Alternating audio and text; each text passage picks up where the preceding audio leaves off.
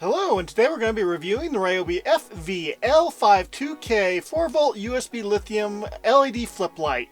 So without further ado, let's go and get started.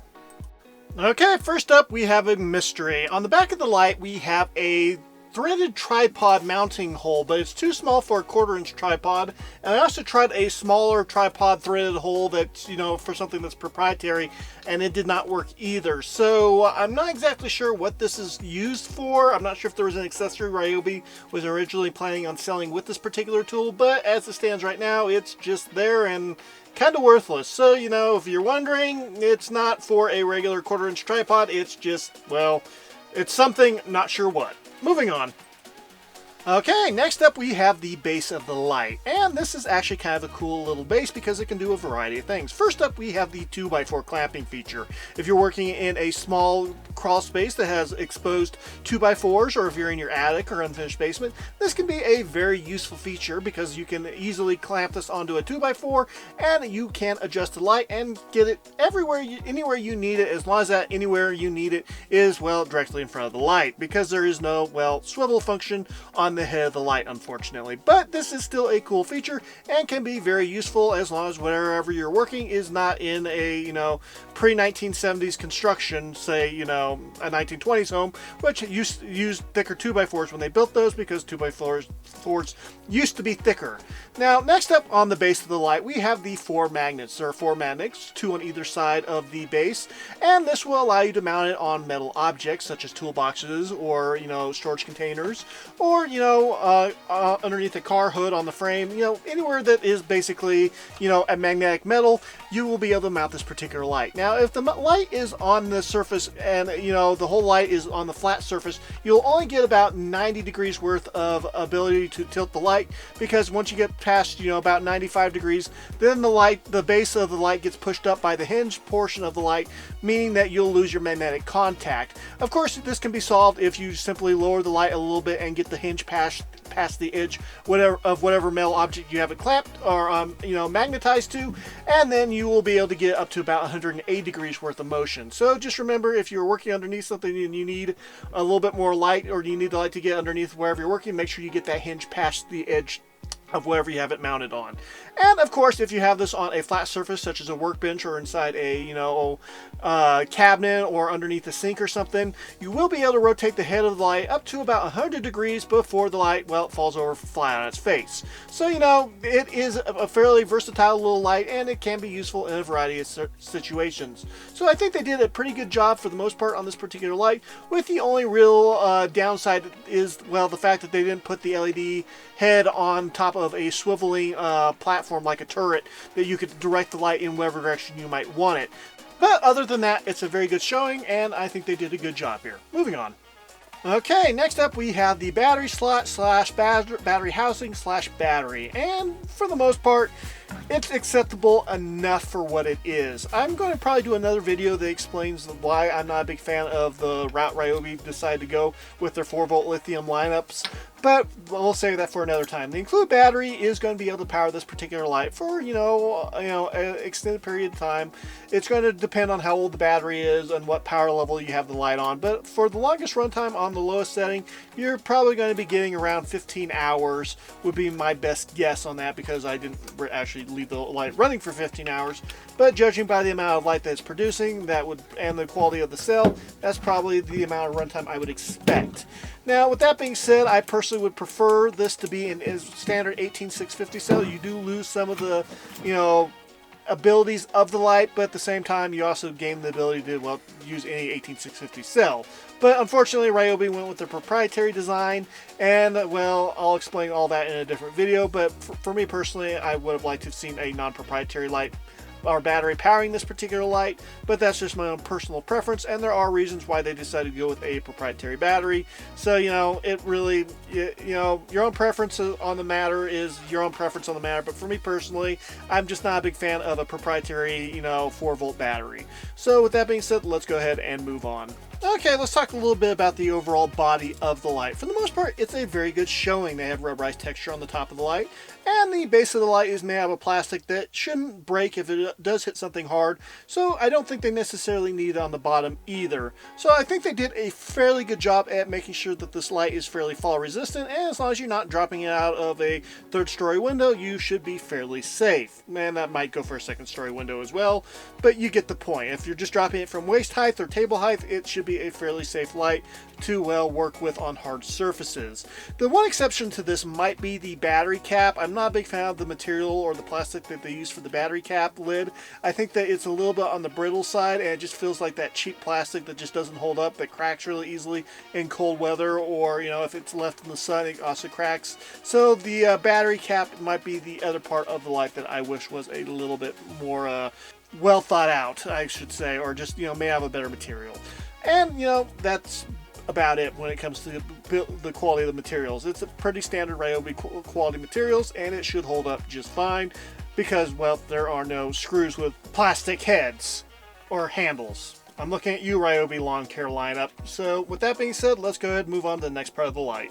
Okay, next up we have the LED panel and power button. The LED panel is a pretty standard design. It features 10 LED beads on top of a white reflector, and there are 3 different modes to work with. The light that the beads are producing is a nice neutral white colored light, which will give you accurate colors on whatever you're trying to illuminate, which can be helpful for when you need to spot discoloration, or if you just want, well, a neutral white color. The power button on top of the light will control the 3 different modes that this light has. The highest mode is going to be 500 lumens, and the lowest mode will probably be somewhere in the range of around, my guess should be about 20 to 50 lumens would be my best guess. So overall, it's a pretty good showing here, and I don't really have any complaints. Moving on. Okay, now I still can't find my scale, and I really hate having to buy something that I already own when I don't want to buy it, and so I'm still looking for that. And when it comes to this particular light and how it might stack up against other work lights on the market, we'll do a quick comparison against several other work lights. First up, we have a skill light, which you really can't buy anymore, but it's still one of my all-time favorites, and for the most part, it's definitely a lot larger. Next up, we have a larger Ryobi work light, which I can't remember the model name off the top of my head, but it's fairly new, and it's quite good, and will have a much longer runtime, but it's also much larger. And then, of course, we have a diving light that you can use with a underwater camera that I just happen to have, and it's also much brighter, but it's also running off 2 18650 cell batteries. And then we have another larger skill light again, which you can still buy, I think, off Skill's website, but I'm still not convinced that they're not actioning off the 12 volt system, so I wouldn't necessarily recommend buying it, even though it's probably my all-time favorite work light. So for the most part, we have a variety of different options here, and as you can tell, the light that we're reviewing today is definitely the smallest of these 3 options. It really is a small and very compact little work light, which is definitely an appealing option, especially if you have limited space or are in a tight area. So, I really do like the overall compact size of the, Ryobi work light that we're reviewing today, and I think it definitely kind of sits in its own little category because of how compact it is. So with that being said, let's move on.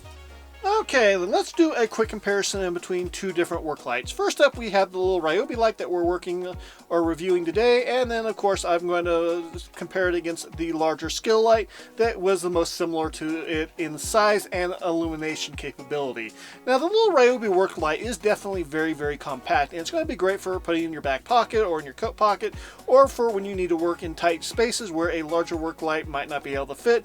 And of course, you have a variety of mounting options that you can use with on the smaller Ryobi light, such as the 2x4 clamping and the magnets, and of course you can just leave it sitting on the ground as well. So the little Ryobi light is actually a very versatile little work light, and it definitely has some features that other work lights on the market don't have.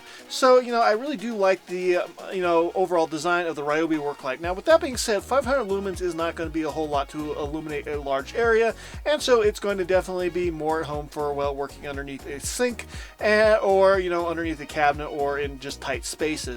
That's where this particular light will shine. And of course, the runtime capability on ultra low is going to be great because you're going to be getting around 15 to 20 hours, and that's going to be great for if you just need an overnight beacon for when you're camping, or if you're in an emergency situation, you need to just have something in the common area of your house so you don't stub your toe on the coffee table. You get the point. There's definitely pros and cons to it. Now, the Ryobi light is definitely going to have a much shorter runtime than the skill light that we're about to look at, so just keep that in mind, and that all has to do with battery size. So moving on to the skill light, we can see that it is a much larger light, but it also is not going to be nearly as capable for several reasons. While it does have a more comfortable carrying handle, it also means that it makes the light bigger, and of course the battery is also bigger, which gives it a longer runtime, but it also, well, makes it bigger. The Ryobi light really excels at, compact spaces where you can easily mount it on, a 2x4 or on a metal surface, and so I really think that that's where the Ryobi is, leading here. It doesn't have nearly as long of a runtime, but if you're working in a tight environment, the Ryobi light might actually be better. The skill light is a bit brighter, but the Ryobi light isn't actually all that dim either, and considering it's only using a single 18650 cell battery, it is still fairly impressive. So no matter which way you go here, I think that both of these lights are capable, but I think the Ryobi might actually be a little bit better for when you're working in a tight space and need a work light, not an inspection light. So with that being said, let's move on. And the first pro is removable battery. A lot of small compact work lights on the market do not have removable batteries, so the fact that you can swap the battery out easily with another battery is definitely a pro in my opinion. Magnets. The magnets that allow you to mount this light on metal objects are very useful and come in handy in a variety of different situations, so in my opinion this is a pro.